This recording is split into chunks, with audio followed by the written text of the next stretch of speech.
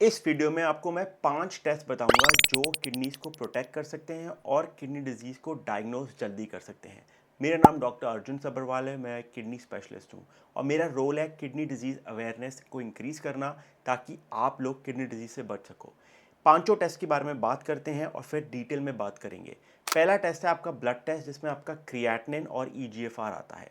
दूसरा टेस्ट है आपका यूरिन टेस्ट जिसमें यूरिन एसीआर, पीसीआर और 24 आवर यूरिन प्रोटीन आता है। तीसरा टेस्ट की अगर हम बात करें तो है विटामिन डी जो कि एक क्रूशियल टेस्ट है जब किडनी डिजीज़ की बात आती है। और चौथा टेस्ट एक और ब्लड टेस्ट है सिस्टैटिन सी। पांचवा टेस्ट हमारा अल्ट्रासाउंड है। आइए इन सब के बारे में डिटेल में बात करें। पहले टेस्ट के बारे में बात करते हैं जो कि हमारा केएफटी है जिसमें हमारा क्रिएटिनिन और ईजीएफआर आता है। देखिए एक चीज़ समझना ज़रूरी है, क्रिएटिनिन होता क्या है। ये बेसिकली एक वेस्ट प्रोडक्ट है और ब्रेक डाउन प्रोडक्ट है हमारे मसल्स का। हमारी किडनीज का काम है क्रिएटिनिन को निकालना और हमारे लेवल्स को स्टेबलाइज करना। जब किडनी की बीमारी होती है तो क्रिएटिनिन लेवल ब्लड में बढ़ जाता है और हम इसको बोलते हैं कि हमारा ब्लड क्रिएटिनिन लेवल बढ़ चुका है।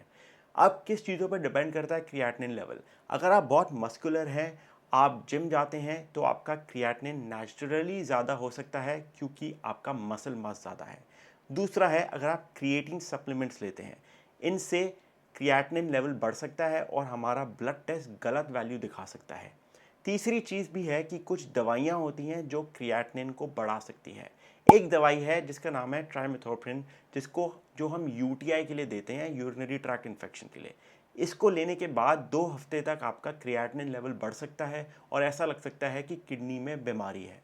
क्रिएटिनिन के साथ ईजीएफआर कनेक्टेड है। अगर आपका क्रिएटिनिन लेवल बढ़ेगा, आपका ईजीएफआर घटेगा। अगर आपका क्रिएटिनिन घटेगा, आपका ईजीएफआर बढ़ेगा। कई बुजुर्ग लोग होते हैं जिनका क्रिएटिनिन लेवल बहुत कम होता है, 0.6, 0.5। उनको लगता है उनकी किडनी एकदम ठीक है, बट एक्चुअली क्योंकि उनके पास कोई मसल मास नहीं है, उनका क्रिएटिनिन लेवल कम होता है और ईजीएफआर बहुत बड़ा हुआ आता है। इसका ये मतलब नहीं कि किडनी की बीमारी नहीं है। ईजीएफआर को आप आराम से कैलकुलेट कर सकते हैं। ऑनलाइन कैलकुलेटर्स अवेलेबल होते हैं। आपको अपना एज डालना है, सेक्स डालना है और अपना क्रिएटिनिन लेवल डालना है।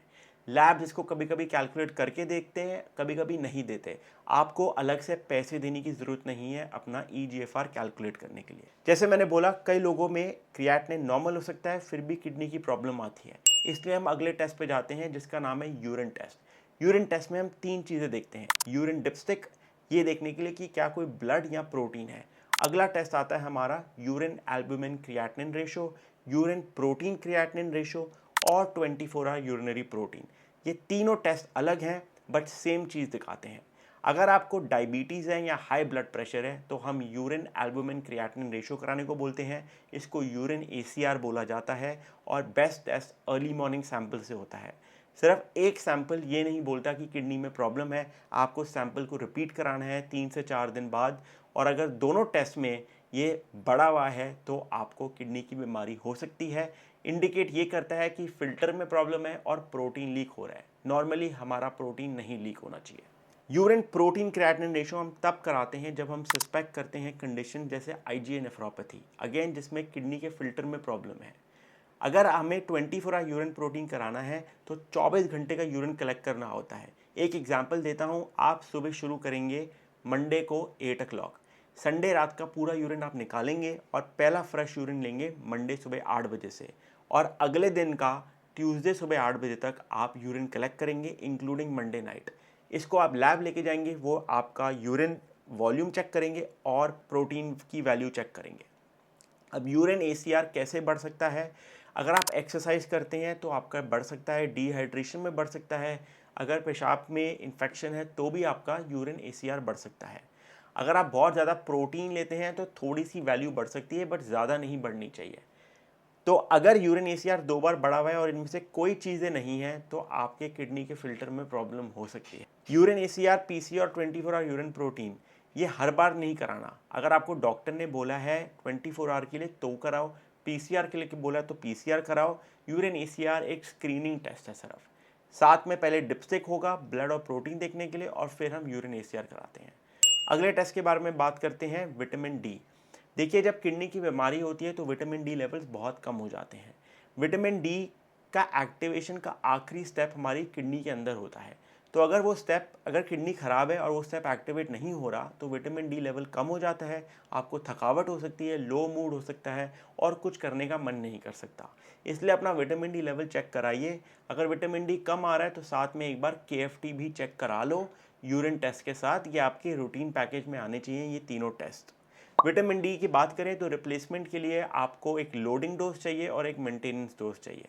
लोडिंग डोज में आप हफ्ते में एक बार 60,000 यूनिट्स लेते हैं 6 हफ्ते तक, फॉलोड बाय महीने में 60,000 यूनिट्स, या फिर आप दिन में 800 से 1000 यूनिट्स भी ले सकते हैं।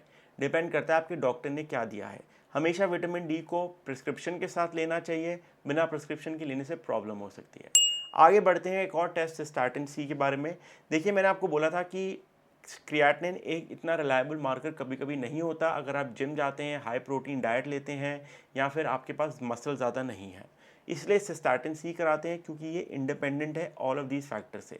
एक बार मेरे हिसाब से बेसलाइन सिस्टाटिन सी करा लेना चाहिए, ये देखने के लिए कि किडनी में कोई प्रॉब्लम तो नहीं है। कुछ दवाइयाँ होती हैं जो सिस्टाटिन सी को भी अफेक्ट करती हैं, बट कॉमनली हम इन दवाइयों को नहीं देते। तो सिस्टाटिन सी एक ऐसा टेस्ट है जो ब्लड टेस्ट है, हर जगह अवेलेबल नहीं है, बड़े शहरों में अवेलेबल है। एक बार आपको लाइफ में करवा लेना चाहिए एक बेसलाइन के लिए।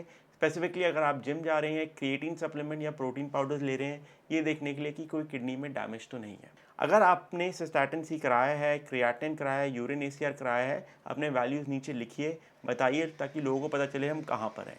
आखिरी टेस्ट हमारा है अल्ट्रासाउंड टेस्ट। अल्ट्रासाउंड टेस्ट तब कराना है जब डॉक्टर ने बोला है। अल्ट्रासाउंड टेस्ट क्या दिखाता है? ये बेसिकली हमारे किडनी के साइज़ को दिखाता है और ये दिखाता है कि हमारी किडनी में कितनी जान है।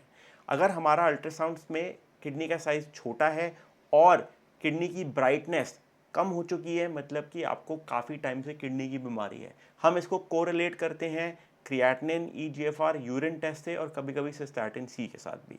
अल्ट्रासाउंड भी आपको रूटीनली एक बार करा लेना चाहिए अगर आपने कभी नहीं कराया। कई बार लोगों को अल्ट्रासाउंड में पता चलता है कि उनके पास सिर्फ एक किडनी है और दूसरी किडनी आ ही नहीं कभी। तो अल्ट्रासाउंड भी एक बहुत अच्छा टेस्ट है, नॉन इन्वेसिव टेस्ट है जो आपको कराना चाहिए। अगर आप किसी किडनी स्पेशलिस्ट के पास जाओगे, ये 5 टेस्ट बेसिकली वो करवाएंगे ताकि आपका पूरा वर्कअप शुरू हो सके। अगर वीडियो अच्छी लगी तो please like, share and subscribe करें। थैंक्स टू यू, हम 100,000 सब्सक्राइबर्स पे पहुंच चुके हैं और मेरा गोल है कि हम इस चैनल को और बढ़ाएं। Thank you so much for your support and see you next week. नमस्ते।